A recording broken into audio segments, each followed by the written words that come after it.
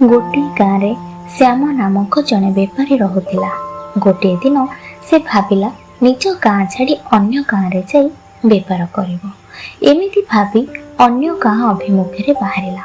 गरम दिन थाए, बहुत गरम भी लगु थाए। ता सांग को लुहार निकिति धरी चलिबा बहुत कष्ट होउथाए ताको। से मने मने कहूथाए, हे भगवान, ये तो बहुत भारी होइछि निकिति। आपको केते बाट एमिति धरी चलिबी। जाउछि किछि समय बसी पड़िबी, ताहापरे पुणी आगको जिबी। एमिति कही श्याम गोटे गछ छाईरे बसी पड़िला। हेले ताको तार लुहार निकिति बहुत पसंद थिला, कारण से निकिति ता जेजेंकर थिला। सेथिपाई से निकिति को बहुत पसंद करुथिला। से पाखरे श्यामर गोटे सांग रहुथिला, ता नाम थिला शक्ति। श्याम भाविला एते ओजन निकिति धरी जीवा अपेक्षा मु निकिति को शक्तिर घरे रखी दे जीवी। श्याम शक्तिर घर को गला और शक्ति को कहला, सुन शक्ति, मु किछि काम रे पाख गाँ को जाउछि। मो पाखरे ए लुहार निकिति अछि, हेले याकु नै चालिकी जीवा बहुत कष्ट हेउछि।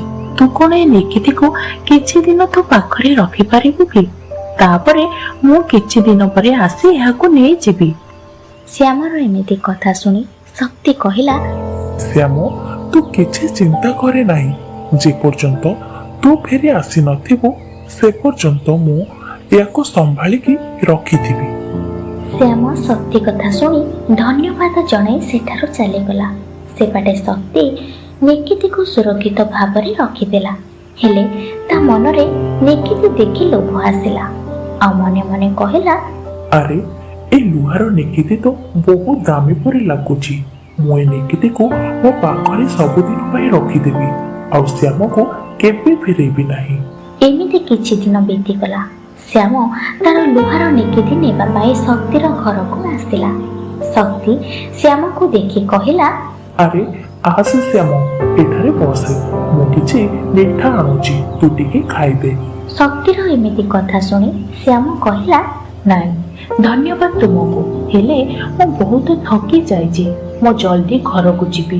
मते मोर लुहार निकिति देई दिए, मो घर को चली जीवी। एमिति सुनी शक्ति कहला, श्याम, मते क्षमा करि दिए।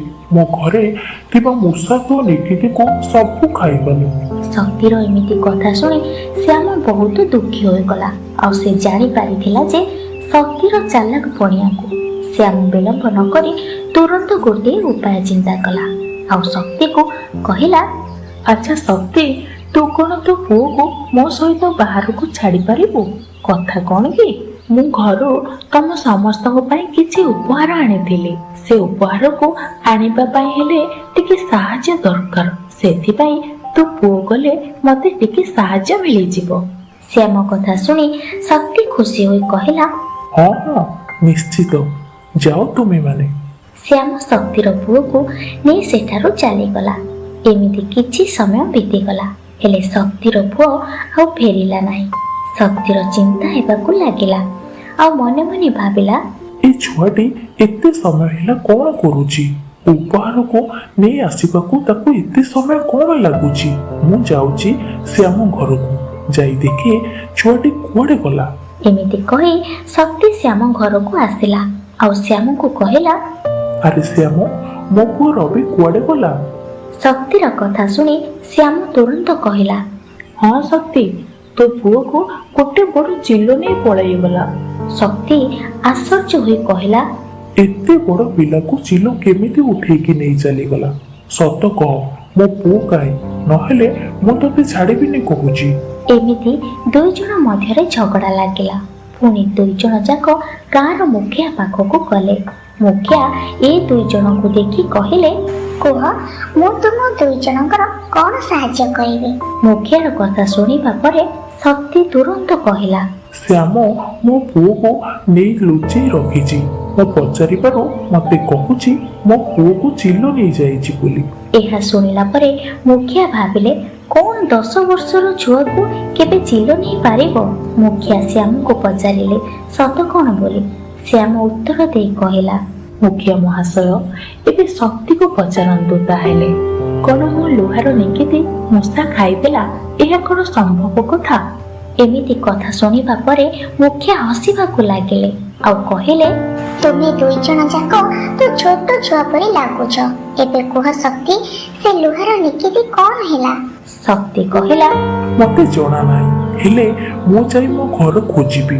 ପୁଣି ମୁଖିଆ ଶକ୍ତିକୁ କହିଲେ, ନିଜ ଘର ଖୋଜିକି ଶ୍ୟାମକୁ ତାର ନିକିତି ଫେରେଇ ଦିଅ। ଆଉ ଶ୍ୟାମ, ଏବେ ତୁମେ କୁହ, ଶକ୍ତିର ପୁଅ କାଏ? ମୁଖିଆଙ୍କର କଥାକୁ ଉତ୍ତର ଦେଇ ଶ୍ୟାମ କହିଲା, ମତେ ମୋର ଲୁହାର ନିକିତି ମିଳିବା ମାତ୍ରେ ହିଁ ମୋ ଶକ୍ତିର ପୁଅକୁ ତାକୁ ଫେରେଇ ଦେବି।